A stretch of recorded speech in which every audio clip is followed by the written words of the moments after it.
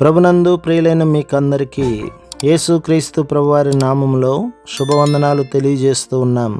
దైవ సేవకులు బ్రదర్ భక్త సింగ్ గారి పరిచర్యలో నుండి దైవ మర్మములు డిసెంబర్ 24. ఏలయనగా మరలా భయపడుటకు మీరు దాస్యపు ఆత్మను పొందలేదు గాని దత్తపుత్రాత్మను పొందితిరి.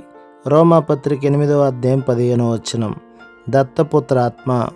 గ్రీసు దేశములో ఒక అలవాటు కలదు.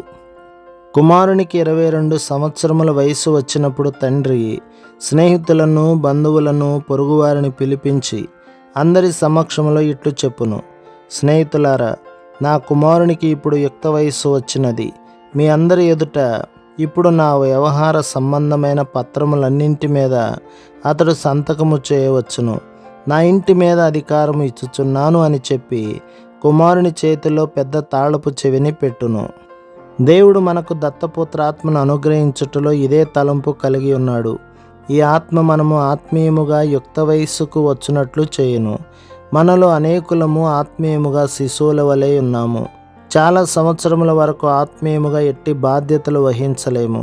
కూటములలో పాటలు మాత్రము విని వర్తమానమునకు నిద్రపోయేదము. దేవుని కార్యములందు మనకు శ్రద్ధ లేదు. దేవుని ఇంటిలో బాధ్యత కలిగి ఉండవలెనను ఆశ లేదు. కానీ విశ్వాసముగా ఏదైనా బాధ్యత కలిగి ఉండుటకే దేవుని చేత పిలువబడితిమి. ప్రతి విశ్వాసి ఏదో ఒక బాధ్యత కలిగి ఉండుటకే పిలువబడెను.